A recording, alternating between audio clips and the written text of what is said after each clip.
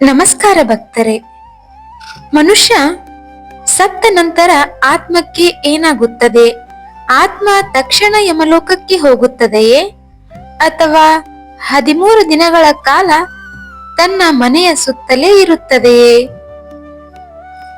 ಗರುಡ ಪುರಾಣದಲ್ಲಿ ಈ ಪ್ರಶ್ನೆಗಳಿಗೆ ಆಶ್ಚರ್ಯಕರ ಉತ್ತರಗಳಿವೆ. ಮರಣದ ನಂತರ ಮೊದಲ 13 ದಿನಗಳಲ್ಲಿ ಆತ್ಮ ಏನು ಅನುಭವಿಸುತ್ತದೆ ಎಂಬುದರ ಬಗ್ಗೆ ಇಂದು ತಿಳಿದುಕೊಳ್ಳೋಣ.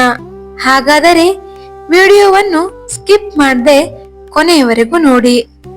ಹಾಗೆ ನಮ್ಮ ಚಾನೆಲ್ ಅನ್ನು ಮರೆಯದೆ ಸಬ್ಸ್ಕ್ರೈಬ್ ಮಾಡ್ಕೊಳ್ಳಿ, ವಿಡಿಯೋಗೆ ಲೈಕ್ ಕೊಡಿ.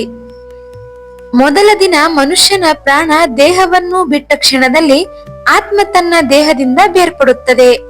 ಆದರೆ ತಾನು ಮರಣ ಹೊಂದಿದ್ದೇನೆ ಎಂಬ ಸತ್ಯವನ್ನು ಆತ್ಮ ತಕ್ಷಣ ಒಪ್ಪಿಕೊಳ್ಳುವುದಿಲ್ಲ ಎಂದು ಗರುಡ ಪುರಾಣದಲ್ಲಿ ಹೇಳಲಾಗಿದೆ.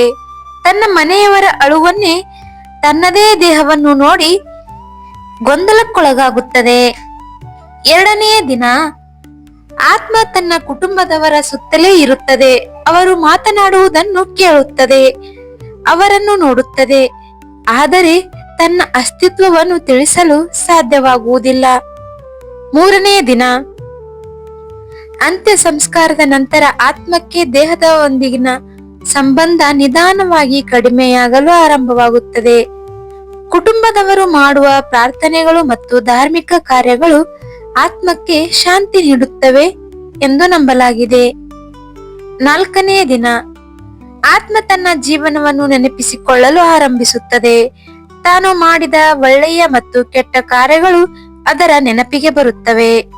ಐದನೆಯ ದಿನ ಕುಟುಂಬದವರ ಮೇಲಿನ ಪ್ರೀತಿ ಮತ್ತು ಬಾಂಧವ್ಯ ಇನ್ನೂ ಉಳಿದಿರುತ್ತದೆ.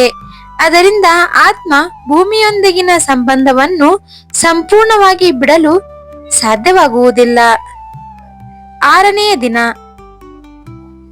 ತಾನು ಹೊಸ ಪ್ರಯಾಣವನ್ನು ಆರಂಭಿಸಬೇಕಾಗಿದೆ ಎಂಬ ಅರಿವು ಆತ್ಮಕ್ಕೆ ಉಂಟಾಗುತ್ತದೆ. ಏಳನೆಯ ದಿನ ತನ್ನ ಕರ್ಮಗಳ ಮಹತ್ವವನ್ನು ಆತ್ಮ ಅರಿಯಲು ಆರಂಭಿಸುತ್ತದೆ. ಜೀವನದಲ್ಲಿ ಮಾಡಿದ ಪ್ರತಿಯೊಂದು ಕಾರ್ಯಕ್ಕೂ ಫಲವಿದೆ ಎಂಬ ಸತ್ಯ ಆ ಆತ್ಮಕ್ಕೆ ಸ್ಪಷ್ಟವಾಗುತ್ತದೆ. ಎಂಟನೆಯ ದಿನ ಒಳ್ಳೆಯ ಕಾರ್ಯಗಳು ಮನಸ್ಸಿಗೆ ಶಾಂತಿ ನೀಡುತ್ತವೆ, ಕೆಟ್ಟ ಕಾರ್ಯಗಳು ಪಶ್ಚಾತ್ತಾಪವನ್ನು ಉಂಟು ಮಾಡುತ್ತವೆ ಎಂದು ಗರುಡ ಪುರಾಣದಲ್ಲಿ ವಿವರಿಸಲಾಗಿದೆ. ಒಂಬತ್ತನೆಯ ದಿನ ಭೌತಿಕ ಜಗತ್ತಿನ ಮೇಲೆ ಬಂಧನ ಕಡಿಮೆಯಾಗುತ್ತಾ ಹೋಗುತ್ತದೆ. ಆತ್ಮ ತನ್ನ ಮುಂದಿನ ಪ್ರಯಾಣಕ್ಕೆ ಸಿದ್ಧವಾಗಲು ಆರಂಭಿಸುತ್ತದೆ.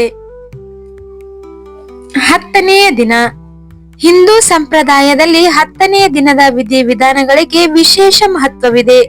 ಇವು ಆತ್ಮದ ಮುಂದಿನ ಪಥಕ್ಕೆ ಸಹಾಯವಾಗುತ್ತದೆ ಎಂದು ನಂಬಲಾಗಿದೆ. 11ನೆಯ ದಿನ ಆತ್ಮ ತನ್ನ ಮುಂದಿನ ಮಾರ್ಗದ ಕಡೆಗೆ ಸಾಗಲು ಸಿದ್ಧವಾಗುತ್ತದೆ. ಕುಟುಂಬದವರು ಮಾಡುವ ದಾನ, ಧರ್ಮ ಮತ್ತು ಪೂಜೆಗಳು ಪುಣ್ಯ ಫಲವನ್ನು ನೀಡುತ್ತವೆ ಎಂದು ಹೇಳಲಾಗಿದೆ. 12ನೆಯ ದಿನ ಭೂಮಿಯೊಂದಿಗಿನ ಉಳಿದ ಬಂಧಗಳು ನಿಧಾನವಾಗಿ ಸಡಿಲವಾಗುತ್ತವೆ. ಆತ್ಮ ತನ್ನ ಮುಂದಿನ ಆಧ್ಯಾತ್ಮಿಕ ಪ್ರಯಾಣದತ್ತ ಸಾಗುತ್ತದೆ. 13ನೆಯ ದಿನ ಗರುಡ ಪುರಾಣದ ಪ್ರಕಾರ 13ನೆಯ ದಿನವು ಅತ್ಯಂತ ಮಹತ್ವದ್ದಾಗಿದೆ. ಈ ದಿನದ ನಂತರ ಆತ್ಮ ತನ್ನ ಮುಂದಿನ ಪ್ರಯಾಣದತ್ತ ಸಾಗುತ್ತದೆ ಎಂದು ಹೇಳಲಾಗಿದೆ. ಆದ್ದರಿಂದಲೇ ಹಿಂದೂ ಧರ್ಮದಲ್ಲಿ 13ನೆಯ ದಿನದ ಕಾರ್ಯಗಳಿಗೆ ವಿಶೇಷ ಮಹತ್ವ ನೀಡಲಾಗುತ್ತದೆ. ಈ ಕಥೆಯ ಮುಖ್ಯ ಸಂದೇಶ ಏನೆಂದರೆ, ಜೀವನದಲ್ಲಿ ನಾವು ಮಾಡುವ ಕರ್ಮಗಳೇ ನಮ್ಮ ನಿಜವಾದ ಸಂಪತ್ತು. ಹಣ, ಆಸ್ತಿ, ಅಧಿಕಾರ ಎಲ್ಲವೂ ಇಲ್ಲಿಯೇ ಉಳಿಯುತ್ತವೆ. ಆದರೆ ಒಳ್ಳೆಯ ಮತ್ತು ಕೆಟ್ಟ ಕರ್ಮಗಳು ಮಾತ್ರ ನಮ್ಮೊಂದಿಗೆ ಬರುತ್ತವೆ. ಈ ಮಾಹಿತಿ ನಿಮಗೆ ಇಷ್ಟವಾದರೆ ವಿಡಿಯೋವನ್ನು ಲೈಕ್ ಮಾಡಿ, ಶೇರ್ ಮಾಡಿ ಮತ್ತು ಸಬ್ಸ್ಕ್ರೈಬ್ ಮಾಡಿಕೊಳ್ಳಿ. ಧನ್ಯವಾದಗಳು.